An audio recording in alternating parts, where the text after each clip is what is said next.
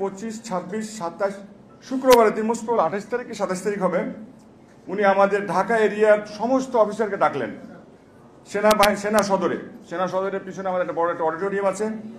এটা কিন্তু ইতিহাস, আপনারা জেনে নেন, এই ইতিহাস আপনারা কোথাও এখন পর্যন্ত পান নাই, আপনারা জানেন না। আমি একজন সাক্ষী, এখন জীবিত আছি। একদম এটা উঁচু লেভেলের ইতিহাস, উঁচু স্তরের ইতিহাস।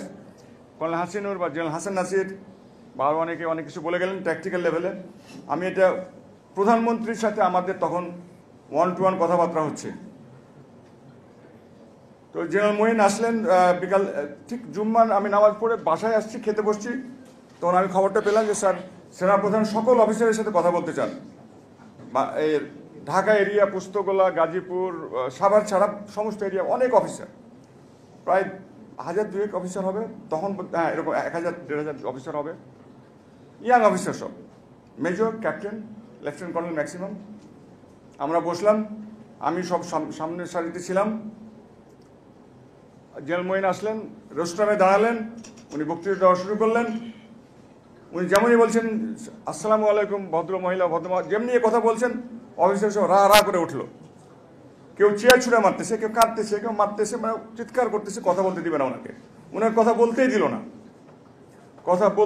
না ওনাকে। বলে আপনি কেন কথা বলবেন, আপনি তো আমাদের কিছু করেন নাই আমাদের জন্য, আমাদের অফিসারদের বাঁচাতে আপনারা আসেন নাই, আমার কোস্টকে তো আপনি বাঁচাতে আসেন নাই, আমার ইউনিট অফিসারকে তো বাঁচাতে আসেন নাই, আমার রুমমেটকে তো আপনি বাঁচাতে আসেন নাই, আমার প্লাটুন মেটকে তো আপনি বাঁচাতে আসেন নাই, আমার ইউনিট অফিসারকে তো আপনি বাঁচাতে কিছু করেন নাই। উনি বলছেন আমার কিছু করার, উনি হয়তো বলার চেষ্টা করলে আমার কিছু করার ছিল না, এটা প্রধানমন্ত্রীর নির্দেশ ছিল। তো অফিসাররা মানতে নারাজ, কোনোই কথা শুনবে না, একদমই কথা শুনবে না। তা আমি পিছনে তাকাই দিলাম, এটা কি, এটা কি সেনাবাহিনী? সেনাপ্রধান কথা বলতেছে। আমি একটু বিস্মিত হয়ে গেলাম, কর্তব্য বিমূঢ় হয়ে গেলাম, এটা কি হচ্ছে? আমি একটু বুঝতে পারতেছিলাম জিনিসটা। তারপরে 2-1 অফিসার দাঁড়ালো, কিছু ব্রিগেডিয়ার লেভেলে 2-1 ঠান্ডা করার চেষ্টা করবো, অফিসাররা কোনো কথাই শুনতেছে না।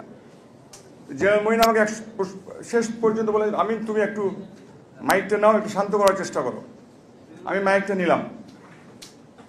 প্রথমে আমি অফিসারকে একটু রাগান্বিতভাবেই বললাম, তোমরা যদি এরকম শোরগোল করো তো দেশটা সর্বশান্ত হয়ে যাবে, দেশটা চলে যাবে। কেন যেন আমার মুখ দিয়ে কথা বের হয়ে গেল, হয়তো আল্লাহ তাআলা বললো যে দেখো একটা বাহিনী নষ্ট হয়ে গেছে, বিডিআর শেষ হয়ে গেছে, শত্রু কিন্তু অপেক্ষা করতেছে যে পরবর্তী বাহিনী যেটা হলো আর্মি, সেনাবাহিনী, তারা ঢুকবে এবং সেনাবাহিনীতে পুরোপুরি ধ্বংস করে দিতে পারে, বাংলাদেশ খতম হয়ে যাবে। আমি ঠিক এই কথা বলছিলাম। আমি যতটুকু মনে কথাকে আমি হাজির নাজির করে বলছি, আমি এই কথা বলেছিলাম, দেখো একটা বাহিনী নষ্ট হয়ে গেছে, তোমরা যদি আমাদের কথা না শুনো, শান্ত না হও, শৃঙ্খলা ফিরিয়ে না আনো, তাহলে কিন্তু আরেকটা বাহিনীতে তারা ঢুকে যাবে, আর্মিকে শেষ করে দিবে। এটা আমি কেন বলেছিলাম, আমি জিয়াউর রহমানের সময় প্রত্যেক সপ্তাহে একটা করে কু হতো আর্মিতে, তখন আমি আর্মিতে জয়েন করি মাত্র। আর এই কু দেখতে দেখতে খুব তিক্ত হয়ে গেছিলাম, আর কত কু দেখবো। জিয়াউর রহমান চিটাগাঙে মারা যান, তখন আমি চিটাগাঙেই ছিলাম। এই রক্তক্ষরণ অনেক দেখেছি আর্মিতে, অনেক হত্যা দেখেছি, অনেক কু দেখেছি, অনেক হত্যাকাণ্ড দেখেছি, অনেক ষড়যন্ত্র দেখেছি। ইয়াং অফিসার পার্টিকুলার আমাদের করতে হতো, সামনে দাঁড়াতে অনেক ভুল, হয়তো বা যে কোনো সময় যে কোনো অঘটন ঘটে যেতে পারতো, বাট আল্লাহ আমাকে এখন বাঁচিয়ে রাখছেন, আলহামদুলিল্লাহ। তো এই কথা বলার পর কেন জানি অফিসাররা একটু ঠান্ডা হলো, কিছুটা ঠান্ডা হলো, ঠিক আছে, আসলেই তো তাই। অফিসাররা আমাকে জেনারেল মঈন পরে বললেন, ওনার কাছে তখন গোয়েন্দা তথ্য ছিল যে প্রত্যেকটা অফিসার একটা সন্ধ্যার মধ্যে ম্যাগাজিনে গিয়ে একটা করে এসএমজি উঠাবে, 6টা করে ম্যাগাজিন নেবে এবং সারা দেশে তারা ছড়িয়ে পড়বে, শত্রুকে তারা খুঁজে বের করবে, কারা এই কাজ করলে তাদের খুঁজে বের করবে। তো আমি জেনারেল মঈন আমার সাথে পরে শেয়ার করলেন, ওনার অফিসে আসার পরে আমি বললাম এটা আমরা হতে দিতে পারি না, এটা হলে হবে কি অফিসারের একদিকে চলে যাবে, সৈনিকেরা একদিকে চলে যাবে, দেশের সেনাবাহিনী দেশের সাধারণ মানুষ আরেক দিকে চলে যাবে, দেশে ছিন্ন ভিন্ন হয়ে যাবে।